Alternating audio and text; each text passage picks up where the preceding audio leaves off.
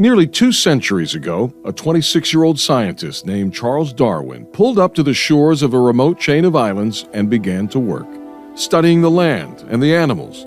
Here he would learn things that inspired his theories on evolution and natural selection. Darwin brought attention to the Galápagos Islands and earned a spot in the history books. Now, that past is making way for the future as a new generation learns and works on the islands. What I want in the future is that there's no longer any danger of extinction. Their goal, to save the land, to save the animals, and to make sure the islands don't become history. While books are a wonderful way to learn about remote places, seeing them and experiencing them really grows an even greater love for the world and wildlife. And that is why we are thrilled to be standing in the Galápagos Islands habitat here at the Houston Zoo. It is truly incredible and one of a kind, just like the actual islands. There is no place in the world like this. In the next hour, we are going to take you through this stunning habitat and show you how your visit helps save animals like the ones you'll see here. It just gives me such hope for the future. But first, our colleague Anthony Yanez takes us on a journey to the equator to show us why the Galápagos Islands are both one of the most protected and most vulnerable places on Earth. From KPRC2 and the Houston Zoo, you're watching Saving the Galápagos Islands. We're so fortunate to now have this taste of Galápagos in our city. From the lava rocks to each cactus, every detail is carefully developed to reflect the islands and to teach us how we can make a difference. Whether you travel to the islands or take a trip to the Houston Zoo, the journey can be the first step toward developing a passion for conservation. Our journey to the Galápagos Islands began with a flight from Houston to Ecuador, home to the middle of the world, where tourists can stand in the northern and southern hemispheres at the same time. The island sits 600 miles off Ecuador's coast. As you can see, I'm wearing my jacket, and it's not just because it's the morning. It's the only place along the equator that's not year-round, warm, and humid. And the reason is the water that you see behind me. A cold current from Antarctica keeps temperatures down, but 5 major ocean currents coming together is what brings in nutrients and life to the islands. Here there are birds with blue feet, tortoises with giant shells, penguins that don't live in snow, and iguanas that swim. But amid the unique landscape and wildlife, something else stands out. A truly remarkable collaboration is taking place. The Ecuadorian government, the Galápagos National Park System, people who live here, and supporters from around the world are all working together to save and restore the islands. And one of the most enjoyable things about coming to Galápagos for me is the people that I know here and being able to collaborate on the preservation of the species here. In our travel group, the Houston Zoo Senior Veterinarian Dr. Joe Flanagan and the Zoo's Senior Director of Conservation Education, Melissa Wong. And our approach to saving animals in the wild is to find the experts that are doing it and lift them and strengthen their work and support them. The Houston Zoo provides funding to support Freddy Cabrera, who runs a program to save giant tortoises, and Lady Diana Marquez, who has earned the zoo's Wildlife Warrior Award. Tell me when it all started, the whole I love animals and I want to do this for the rest of my life. When I was a kid, then both of my parents were working at the Charles Darwin Station, so my brother and I grew up kind of in contact with nature all the time. From a young age, Galapaganian children learned the importance of protecting the environment. Now Lady and her colleagues are making sure the love they develop for the wildlife sticks with them for life. Since you started this program, how many kids have gone through it? Yeah, around 10,000. Ana Maria Luz began what's now Fundación Icos more than a decade ago after teens came to her. They wanted to do more to save Galápagos, and they asked me, Ana Maria, we want to do more. Since then, thousands of youth have been taught to protect our world. Some go on to make it their life's work. My name is Christopher Joel Arica Jimenez. I am a Galápagos Park Ranger. Joel learned how to save wildlife through the group's Mola Mola Eco Club. Now 10 years later, he's a park ranger. So he is the bright shining star here. Sentía una pasión hacia los animales. I had a passion for animals, for plants, but I didn't know how to help until I met the Ecology Club, a club that opened the doors for me. Without the Houston Zoo support, we couldn't do this kind of thing. To see the Houston Zoo's support for ourselves, we first flew to Baltra Island and took a ferry to Santa Cruz. This island is home to one of the most populated towns. Here you'll find people and wildlife living side by side. But most of Galapagos isn't like this. 97% of the area is marked off as national parks. Despite only 3% of the islands being developed, this unique and inspiring place is at risk. While here, we explore the land. So what I really love about this walk is that we get to see the red-throated lava lizard. See animals so protected they can't be removed from the islands, and learn about specific wildlife saving projects from teens making them happen, like Valeria and Isabella, who are just beginning their own conservation journey. Es chévere pertenecer a estos clubs. It's cool to belong to these clubs where we learn and also interact and meet more people. The Houston Zoo's own Eco Club Zoo Crew gives teens the opportunity to work and learn alongside zoo staff and collaborate with teens in other parts of the world to make a bigger impact. That's what's going to make this world a better place, right? Are all of these just passionate, highly skilled, collaborative young adults that are finding ways to work together. They're looking for the experts to coach them and mentor them, and to see that happening in real life has been pretty impressive. Teens working to save wildlife in the Galapagos and in Houston got their start by being curious and asking questions. So throughout this program, you will hear answers to questions that kids really want to know, starting with Aiden. Hello, zookeeper. A lot of volcanoes on the island. And is there any penguins and turtles? Bye! Thanks, Aiden. We're on Isabella Island. Dr. Joe, senior veterinarian at the Houston Zoo, has the answer to your question. In fact, yes, there are a lot of volcanoes here. Each of the islands is formed by a volcano. There are at least 13 larger islands. The newer islands in the west are active volcanoes still. Isabella, in fact, where we are, has 5 active volcanoes. I've been on one of them while it was erupting, and it's really amazing. On the question about turtles, yes, there's giant tortoises found here, and each tortoise comes from a different island or volcano. So there's originally 15 different types. Some of those have been lost to extinction, but there's at least 11 still around. And there's green sea turtles and hawksbill sea turtles in the waters around the islands. And what about penguins? There are penguins. They're a little bit more hard to see. They are only, again, in the western islands, and they nest along the shorelines. Aiden, thank you for your question. The California sea lions here at the Houston Zoo represent Galapagos sea lions. The species are quite similar. The Galapagos sea lions are just slightly smaller and have a shorter muzzle. When you come to the zoo, spend a few minutes getting to know these California sea lions. These signs outside reveal which sea lions are related, and each animal's unique and sometimes quirky personality traits.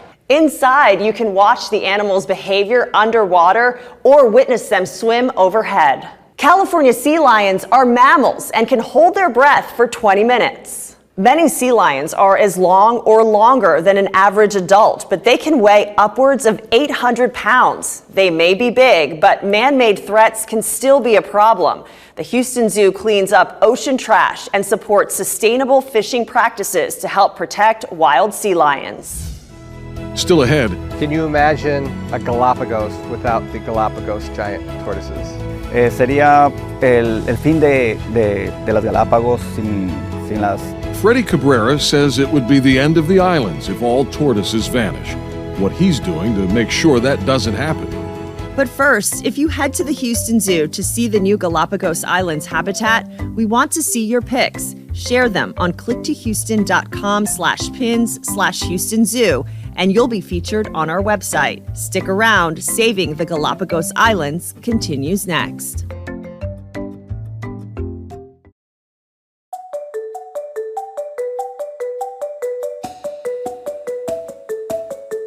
Hi, I'm currently a 9th grader who's volunteering at the Houston Zoo. My question is about tracking the animals in the Galapagos. I was wondering what equipment you guys use and what you do with the information after you get it. Thank you. Juliet partners with the Houston Zoo, do the tracking, and Dr. Joe has more on that. It's really cool for us in Houston to see our partners, Lady Marquez and Freddie Cabrera, working with wild animals in the wild and tracking them. They use VHF radios and they apply little transmitters to the back of the tortoise, and then they follow that animal with a radio receiver. The strength of the signal increases if they're pointing at the tortoise, so they can find that animal no matter where it is.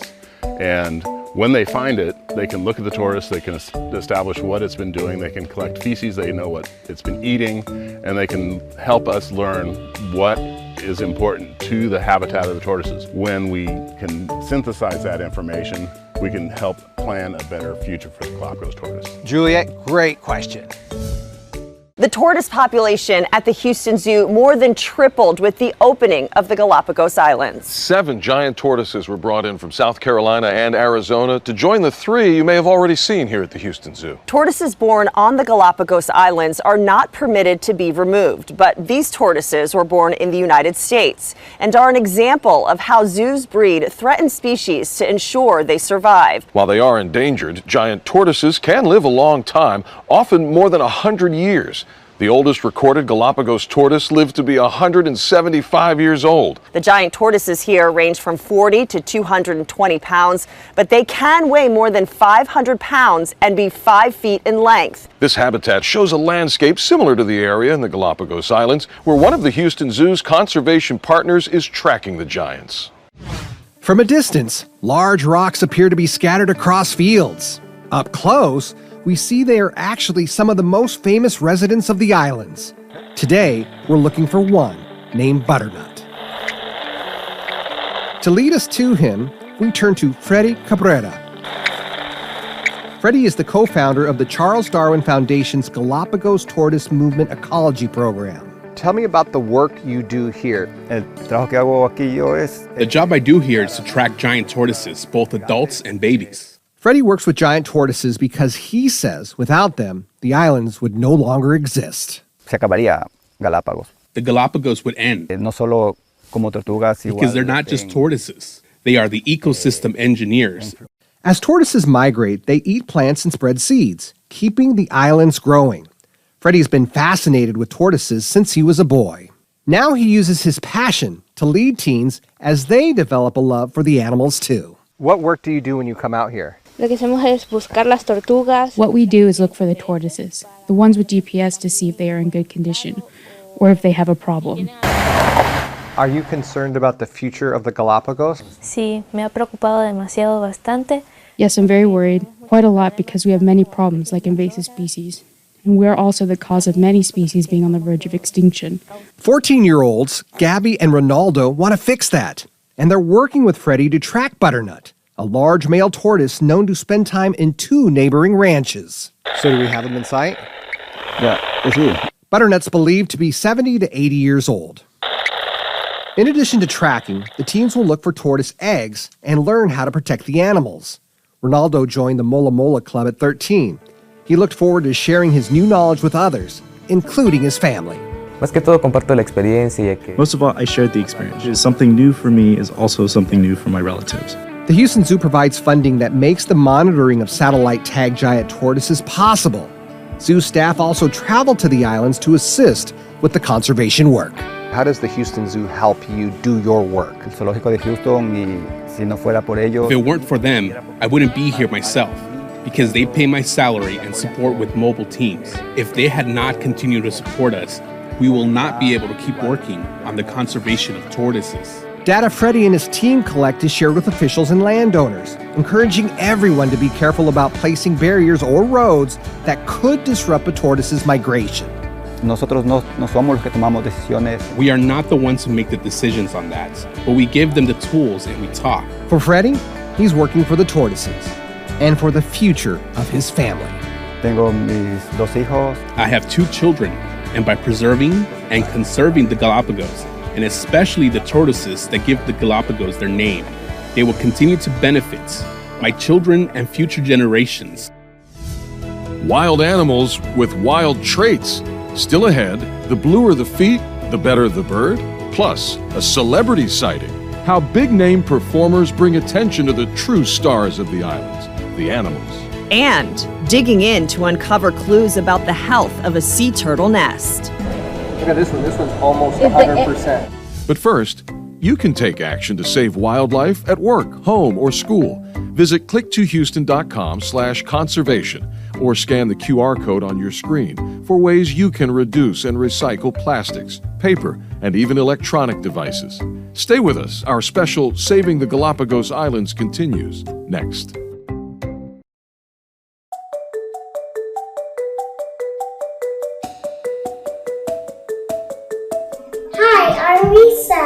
Why does the blue-footed booby have blue feet? Great question, Risa. We actually have 4 of them behind us right now. Dr. Joe? So I just learned the answer to this question last year on one of my trips. The answer is the blue feet are enhanced by the food that they eat. There's a little fish, it's like an anchovy, it's called the salima. And when the blue-footed booby eats them, they get the pigment for their feet. And the interesting thing about that is the birds with the bluest feet make the best parents. They select each other based on the color of their feet. Great answer, Dr. Joe. Thanks for the question, Risa. The blue-footed boobies are certainly one of the most unique animals in the Galapagos. One of the most rare also has feathers, the Galapagos penguins. They are the second smallest species of penguins in the world and the most endangered. They weigh less than 10 pounds and stand less than 20 inches. It's estimated there are fewer than 2,000 in the wild. At the Houston Zoo, Humboldt penguins represent the Galapagos penguin. This is the first time the zoo has had penguins, so families are in for quite a treat. Humboldt penguins are found in the wild in Peru and Chile. These penguins traveled hundreds of miles from zoos and aquariums to this new state-of-the-art climate-controlled habitat. Bans are placed on the penguins so they can easily be identified for health and care. The biggest threats to penguins are also huge problems for other animals that swim in the sea. Warmer ocean temperatures, overfishing, and plastic pollution threaten all wildlife in the water. The Houston Zoo hosts beach cleanups to pick up trash and abandoned fishing line to save sea turtles. Dr. Joe is among the medical team that checks on injured or stranded animals. In 2022, the Houston Zoo was able to successfully rehabilitate and release 60 sea turtles. From the Gulf Coast to the coast of the Galápagos Islands, teens are working with the support of the Houston Zoo to save ocean animals like sea turtles. Here on this pristine Tortuga Bay beach, Lady Marquez and the teens demonstrate some of their work using an old sea turtle nest. De mayo 05. During nesting season, the group identifies where sea turtles have laid their eggs and marks the spots to protect them from people visiting the beach. First of all, when we are protecting the nest, we are using like these signs, making sure that the people is aware that this is like a nesting zone. After the babies hatch, they return to gauge the health of the nest and identify any threats. 70 days, we wait until we see like any marks that like the baby are hatching and emerging. That's when they like leave like kind of like a hole. The group digs in to uncover data that could help save the sea turtles. How deep are the nests usually? Yeah, usually it's like 1 meter deep, so it's pretty deep. We're going to be counting, but usually like in average will be like 70 to like 120 eggs per nest. By removing the leftover pieces of the eggs, they can tell how many babies hatched and how many didn't make it. This is like unhatched one, but oh, it is. It is, so they are going to be opening and then they are going to see what happened. Fungus, bugs, people, all pose threats. And we also like have like microplastic. At the end of each nesting season, Lady and the teens crunch the numbers and provide the data to the national park, along with recommendations on how to help further protect the turtles. On Tortuga Bay, the teens decided to add signs at the beach's entrance to educate visitors about the sea turtles. Work together with like visitors, national park rangers, and community members as well. So everyone is involved to be part of the solution. Excuse me. Coming up, why marine iguanas seem to sneeze. Plus, cars can be dangerous for giant tortoises. That's why you see signs like this along the road. Teens take to the roads to size up the dangers for giant tortoises. And a trip to the Charles Darwin Research Station, where the tiniest giants are being prepared to save their species. But first, if you have a teen interested in joining Zoo Crew at the Houston Zoo, 2023 applications are closed, but you can start planning for 2024. There are also camps for younger kids that will inspire a love of wildlife and conservation. Go to clicktohouston.com/conservation for more information on Zoo Crew and Camp Zoofari.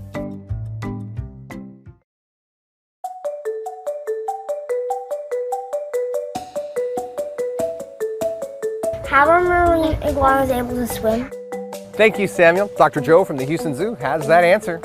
So marine iguanas have many adaptations for living here in the islands and being the only lizard that lives in the ocean. But one of those amazing adaptations is its tail is changed from the regular green iguana. Instead of being a round tail, it's actually flattened on both sides so that it acts as a rudder as they swim through the water.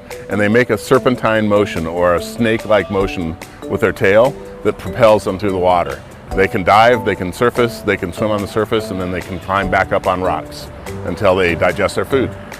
Thank you for your question, Samuel. In the Galapagos Islands, our team spotted land iguanas and those really unique marine iguanas. The solitary land iguanas live in dry areas and eat cactus to stay hydrated. The social marine iguanas sneeze out salt after feeding in the ocean. Here at the Houston Zoo, the Grand Cayman blue iguana from the Caribbean represents its endangered relatives. Just like the Galapagos iguanas, non-native species like rats and dogs threaten the blue iguana populations by preying on the reptiles and their eggs. The Houston Zoo supports conservation organizations working to reduce those threats. Reducing threats is a big focus. Restoring animal populations is also a priority for the Houston Zoo. On the island of Santa Cruz, giant tortoises are hatching every year and surviving thanks to careful monitoring at the Charles Darwin Research Station. Look at that, I mean, there's dozens. Are those babies or what are those? I call them toddlers. In fenced-in areas at the Charles Darwin Research Station, we saw giant tortoises of all sizes. So why can't they be out like where we were yesterday on their own? Why do they have to be in here? Well, first of all, we need to protect them. The tortoises are raised here from birth to improve their chance of survival in the wild. Dots of color identify which island they're from and which island they'll be released on one day. One of the biggest challenges facing the animals here are invasive species. There's rats, there's cats, there's goats, there's donkeys. The invasive species problem is just one of the issues the Charles Darwin Foundation has battled over the decades. After the rats are gone, tortoises that are produced here in the Darwin Station will be reintroduced to Floriana, and there's already 400 babies ready to go. And in the meantime, more will be produced, so we're hoping to see thousands of tortoises released there in the next 10 years. Visitors to the Charles Darwin Research Station and its breeding center get to see the work happening. Rakhan Zahawi is the executive director and CEO of the Charles Darwin Foundation. The uniqueness of Galapagos is why his researchers are working so hard to save the islands. But they know they can't complete their work alone. We are 2,000 miles away from you. But Houston for 10 years has helped you how? Houston's been an integral part of our research program here, especially with respect to giant tortoises. So for more than 10 years, they've helped fund that research program. So Houston's been critical. And Houston Zoo's been a part of that for a long time, working with people here to train Galapagos, supporting them in education efforts and activities that will cause them to be the leaders of tomorrow.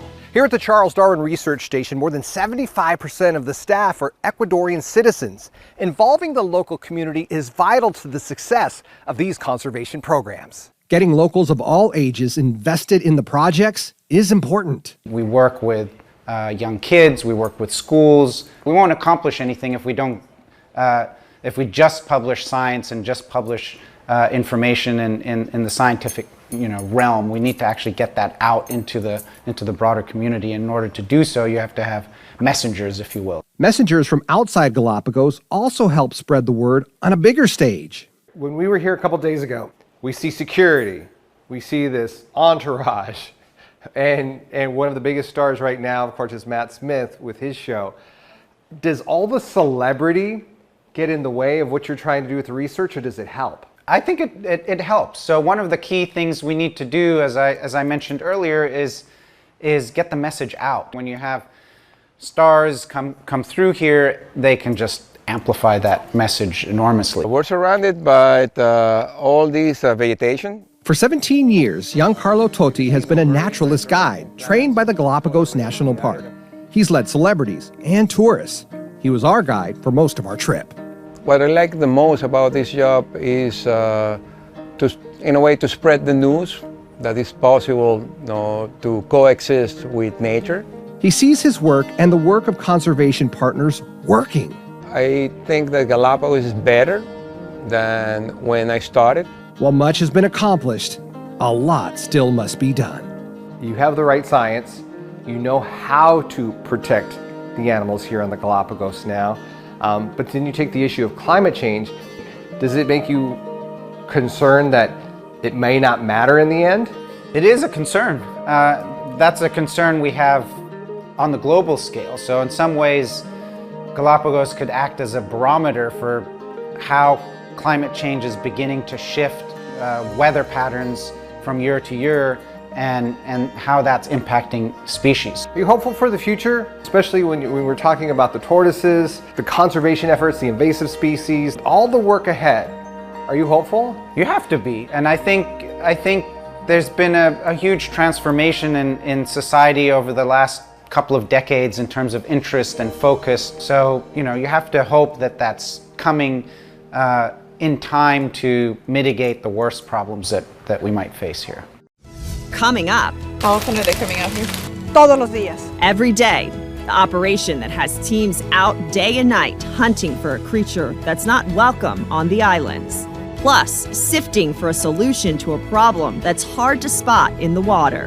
And so George was the last of his kind. Dr. Joe's special connection to a famous tortoise whose species no longer exists. The Houston Zoo recently celebrated its 100th anniversary. And if you haven't been to the zoo in a while, you're going to want to make the trip.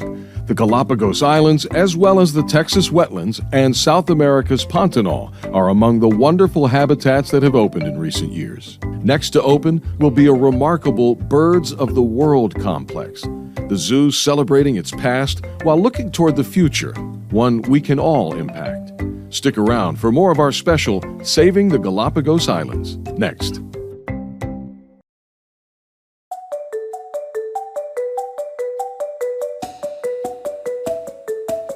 My name is Henry. What species are only found in the Galápagos Islands?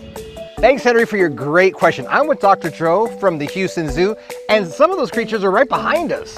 These are some of my favorite animals. I'm really into turtles and tortoises, and the giant tortoises in the Galapagos are unique, only found here, and they're all endangered. More than 50% of the animals in Galapagos are found only in Galapagos. Animals like the Galapagos penguin, the Galapagos land iguanas, the pink iguanas, the marine iguanas, which everybody wants to see them in the wild.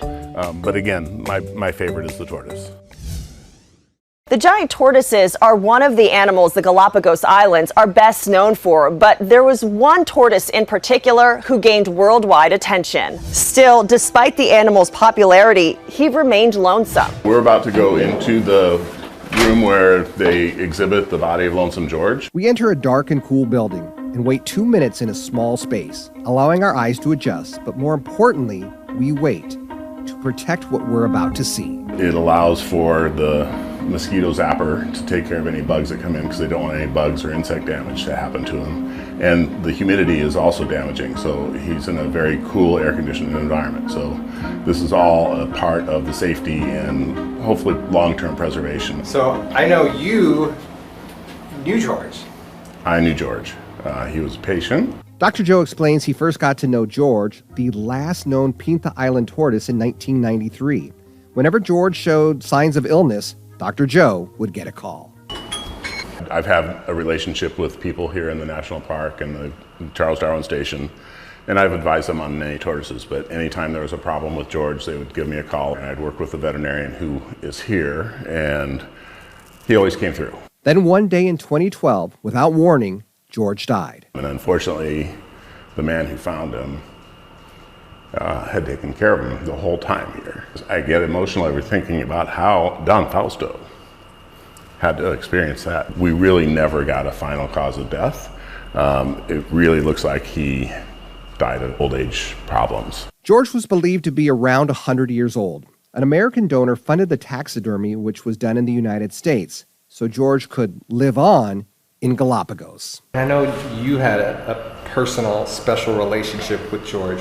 Can you share it a little bit with me? When George saw me, I usually came with needles to draw a blood sample, or assess his health, and usually that means you turn them up on their back so you can see what's going on all over them.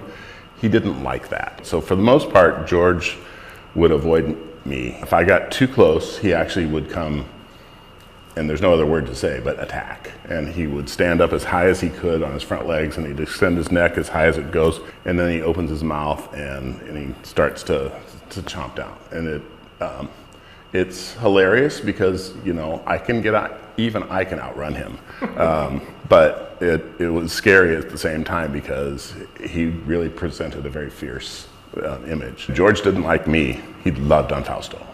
He would come running at tortoise speed to Don Fausto for food and attention.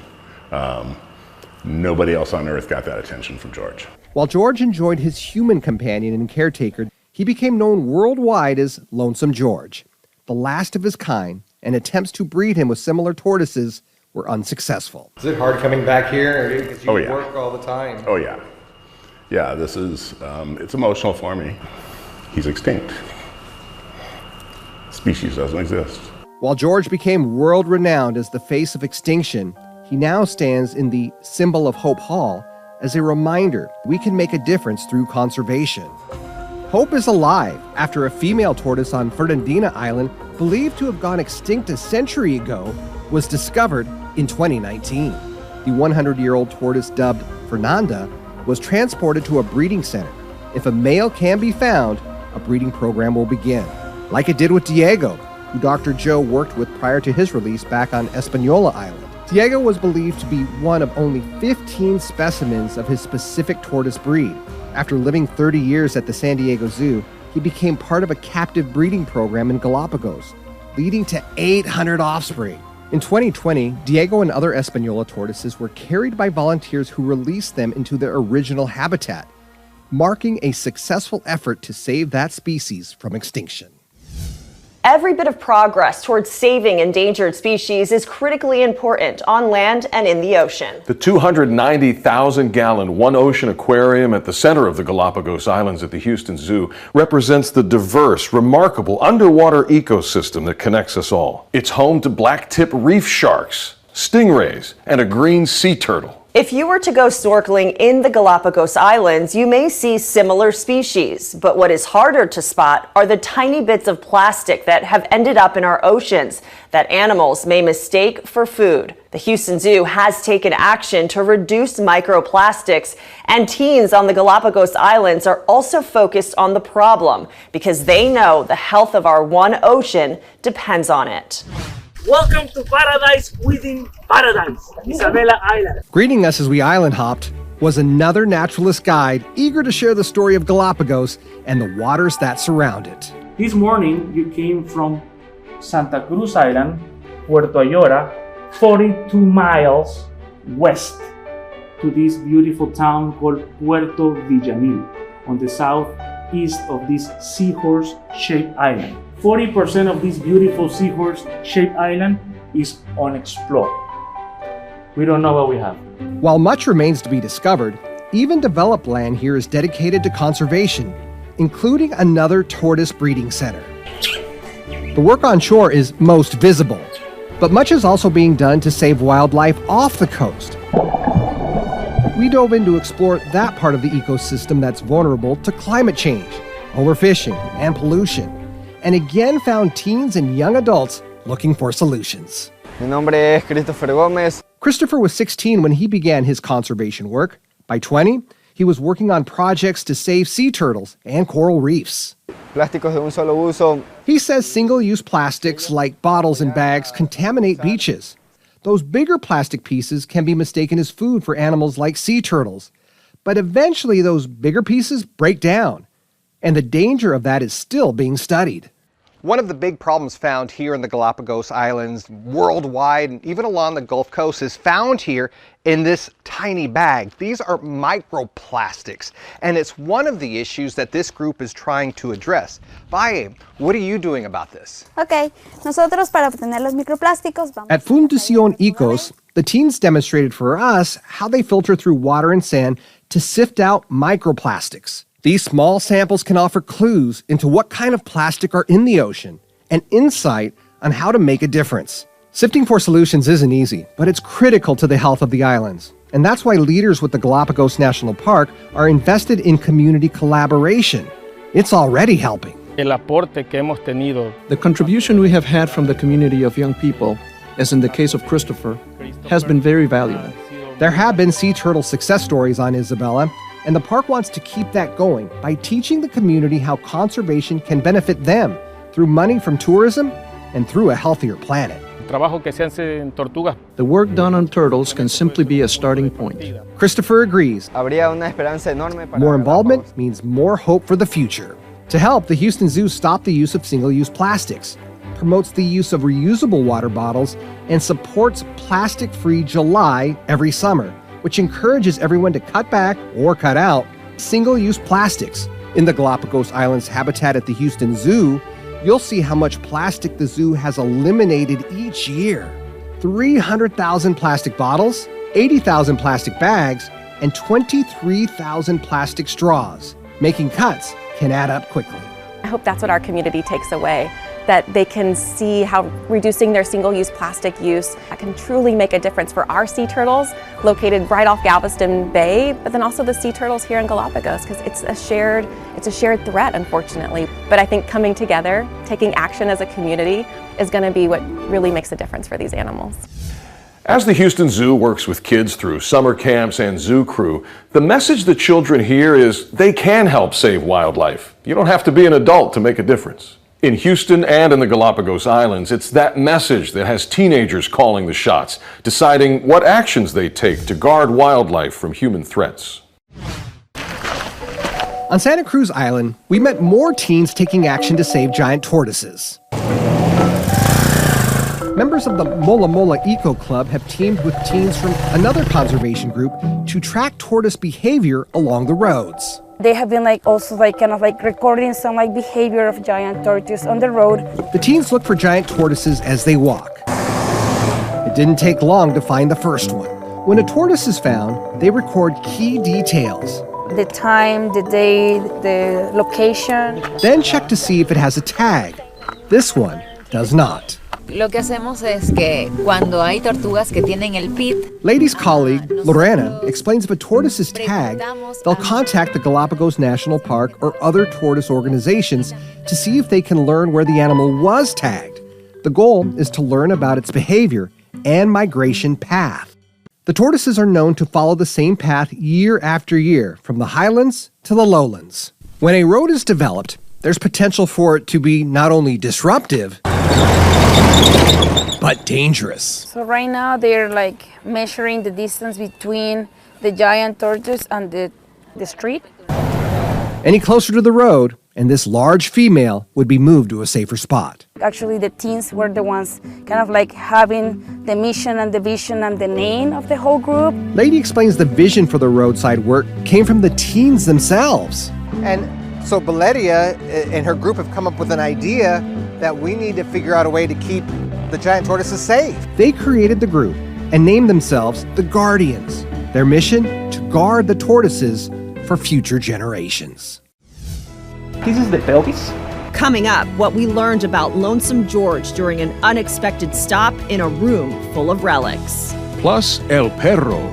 This dog came from the States, so he's bilingual. He speaks English and Spanish. Sits. Good boy, niño. Oscar. A very good boy sniffs out a very bad problem on the islands. But first, KPRC2 is proud to have been able to share the Houston Zoo's conservation efforts across the globe in recent years. From Rwanda and Madagascar to Borneo and the Pantanal in Brazil to our own backyard in Texas, the Houston Zoo, with your support, is saving wildlife all over the world. To watch our complete Saving Wildlife series produced in partnership with the Houston Zoo, visit clicktohouston.com/conservation.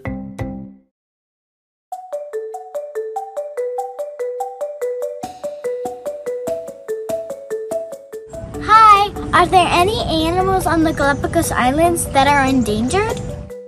Hi, Rain. Helping answer that question, we have a senior veterinarian at the Houston Zoo, Dr. Joe, and we also have Giancarlo, who's our naturalist guide from the Galapagos. There are a few species that are considered endangered due to their low number, including some species of land birds, such as Floriana, mockingbird, mangrove finch, and the Galapagos vermilion flycatcher. Another species that's very important to me are the tortoises, and this animal right behind us is the Floriana giant tortoise, which is actually extinct on the island of Floriana, but a population was found on another island, probably put there by whalers accidentally, either during a shipwreck or during some accident at sea. They're here at the Darwin Station to produce offspring to repopulate Floriana and bring that species back. Rain, great question. As we've shown you, Galapagos animals are so unique and rare, that species cannot be taken off the islands. Fortunately, you can learn a lot from them in the field, but also from the tens of thousands of specimens that have been carefully preserved and stored. During our visit, we unexpectedly were led inside an area where relics offer a glimpse of the past. This is one of three rooms that house our natural history collection. Shells, bones, eggs, bodies that can provide important information for scientists. So looking at the penguin, the first thing I'm noticing is this is the smallest penguin I've ever seen in my life. Yeah, that's probably right, because the Galapagos penguin is the second smallest species. Miguel Pinto is the chief curator of the Natural History Collections. At the Charles Darwin Research Station, there are tens of thousands of specimens here, each with a story. From a cabinet, Miguel lifts a box with carefully cleaned and preserved bones. These are Lonesome George bones. So you can see that the bones are extremely white, and that's because they were cleaned with peroxide. Lonesome George's bones were sent back to the Darwin Foundation after taxidermy was complete. So we can learn more about the life of Lonesome George by studying his bones. So much to learn from the bones. And the eggs? Out of a drawer came a box of 4 eggs. We're told they came from a female who had been housed with Lonesome George. And when the mother died, these were found inside of her? The female tortoise died in 1984, before laying the eggs. So if the female had lived, there's a chance that the Pinta tortoise would still be around. Right, at least part of it, right? Because those might be hybrids. A chance, but despite efforts, Lonesome George never showed an interest in becoming a father. Unfortunately, this shape of eggs are known that those are not fertile. Oh. However, you can see these two very smooth and rounded, and these are usually the good eggs. Dr. Joe explains female tortoises can have eggs without having a mate. It would be impossible to tell if these were fertile unless they were laid and developed. So. And it's all what ifs, because you would have had, if she would have survived, you would have done the DNA test, and then you would have found out, oh yeah, this is from him. No, it's not. Miguel shares it's possible DNA testing will be done on the eggs. So hopefully there are the funds to do that, and we will know if in the case that those were fertilized by Lonesome George, there would be some genetic signatures in the eggs. We have here in these collections over 150,000 specimens. Can you imagine the number of questions that we can answer? It's just endless. This is a library of life. Invasive species on the Galapagos Islands include everything from stray dogs and cats to blackberry vines, which can restrict where animals can travel, to something much harder to spot. In fact, it takes special training to sniff it out. So tell me what we're looking for today. El trabajo que vamos a realizar nosotros es la colecta. In Spanish, a member of the Galapagos Biosecurity and Quarantine Regulation and Control Agency explains our mission is to find invasive giant African snails. We're shown what they look like from juvenile to adult and told how many eggs each snail can lay. Up to like 500, so it's like a really bad issue, and that's why it's considered like super invasive. Como el perro ayuda. I ask how the dog helps. Moments later, they show us. Unleashing Neville the dog to sniff out giant African snails that burrow and camouflage well with the leaves and rocks. I thought, may have found one first, but... No, it's a dry one. Lady Marquez quickly points out it's just a carcass. Fortunately, Neville has a better nose for this. When he finds a snail, he sits and receives a reward. Muy bien. Good boy, chico. On this day, students from the Mola Mola Eco Club assist. Getting youth involved helps them understand how difficult it can be to get rid of an invasive species. We bring like some of the students, they participate on this activity, and we remove like 600 giant African snails in 1 hour or 2 hours. Dr. Marilyn Cruz is the Biosecurity Agency's executive director. She says the collaboration with universities, zoos, and students is crucial when it comes to controlling the snails. Aunar estos esfuerzos y colectar de manera conjunta. Combining these efforts and collecting together is what makes us hope to eradicate this mollusk. Cruz says the giant African snails may have been brought in by someone for cosmetic reasons, thinking the snail was good for skin. Esto fue reportado en el año 2010. This was reported in 2010. Currently, we have collected 300,000 snails during 2010 to the present date. It's progress that's needed because giant African snails destroy agriculture, impact human health with parasites, and damage resources native wildlife needs. Oh, so you found something? Woohoo! Yes. Where? Good boy, yes, oh, poopy. Just like that, another snail gets dropped in a container for disposal later. Neville was close to retirement age when we visited. 2 more dogs were already being trained to take over the important work. Cruz says the Galápagos Islands are fragile, and efforts to save them cannot stop. This means that we must protect and care for them permanently. We cannot get tired. Remember that the Galápagos Islands belong to the whole world, and new young people will also come to contribute and also enjoy the Enchanted Islands. So thank you for all of the work you do here. Still ahead, reaction to the Galápagos Islands habitat in Houston becoming a reality. What it means to those closest to the project.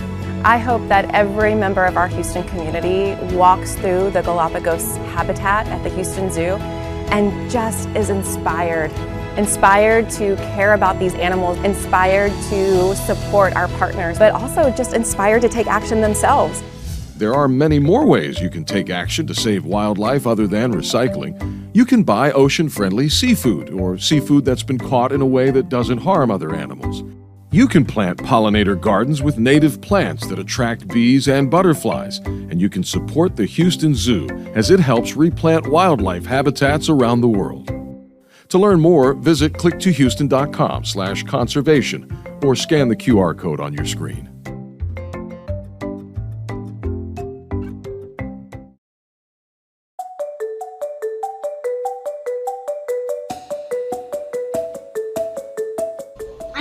Pirate birds?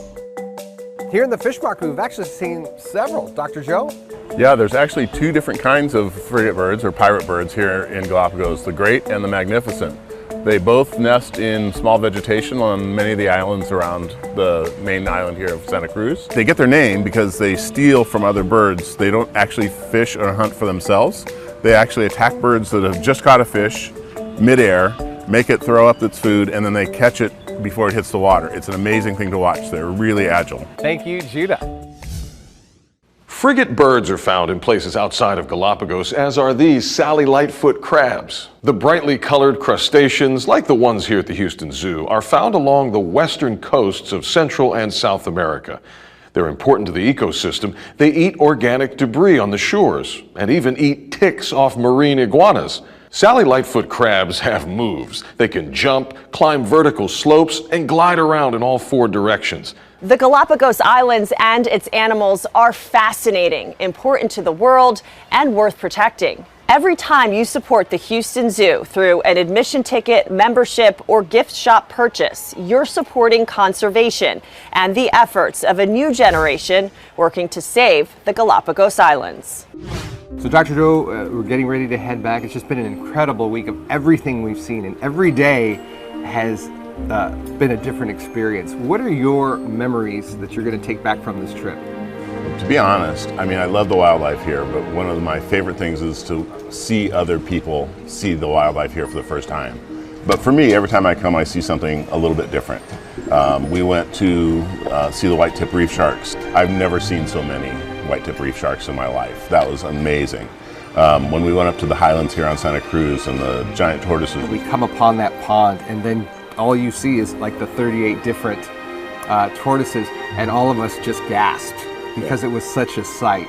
And so that's for me like the memory for the entire week. This summer, teams from the Houston Zoo's Zoo Crew will make their own memories as they experience the magic of the islands themselves. For the first time since COVID, we're able to bring another cohort, a group of our teens, all the way from Houston, Texas, here to the Galapagos to meet and collaborate and engage in a lot of different nature experiences with the Mola Mola Eco Club. Gabby says they'll fall in love with the islands because it's the most unique place in the world. En todo el mundo. For the people whose work has inspired the Galapagos Islands habitat at the Houston Zoo, the opening is special. When this habitat is open in April of 2023, what are you going to feel? I will feel like super proud because it's like this is the first exhibit that we have like around the world. At the Houston Zoo, a celebration commemorated the opening of the new habitat and what it means for both our city and for conservation. What was the favorite part? The sea lions, the tortoises, the penguins. This captures the essence of Galapagos. Conservation is getting the broader community to engage. The only way you do that is through education, through awareness, and through visibility, and you have to engage people in an exciting way. And that's exactly what this exhibit does. You go in there and you come out with a big smile on your face. Smiles and pride over what's been accomplished and the work still to come. It is my passion, but it's the zoo's mission. As long as I am blessed with the ability to keep working and promoting wildlife and promoting the survival of nature, I will do it. I just couldn't be more proud to be part of the Houston Zoo team. There is so much to be proud of. This habitat the Houston Zoo has created is like no other on Earth. So come, visit, learn, explore. Every time you support the Houston Zoo, you're saving wildlife, like giant tortoises, sea turtles, and penguins. To learn more about the Houston Zoo's global conservation work and to read Anthony's blog from his trip, visit clicktohouston.com/conservation. Thank you for joining us, and thank you for helping save the Galapagos Islands. When people come to this is what the Galapagos looks like. This is exactly the look and feel of the islands. Even to the details, you see the white, I mean, that's the bird poo. And to have that kind of detail here is incredible. I have Dr. Joe with the Houston Zoo, who has your answer. I don't do any tracking, but we have partners here in the Galapagos that do the Galapagos tortoise. Wait, let's do it again. Sorry, I laughed. Now you said you want to come back as a giant tortoise one day. We heard you say that. What's the status now of the green tortoise? The giant tortoise. Yeah, I was like, what? Green tortoise? I can't. I thought we were talking terrestrial. sorry, that giant tortoise. My bad. Are you guys stuck? I think so. It was easy. Coming out.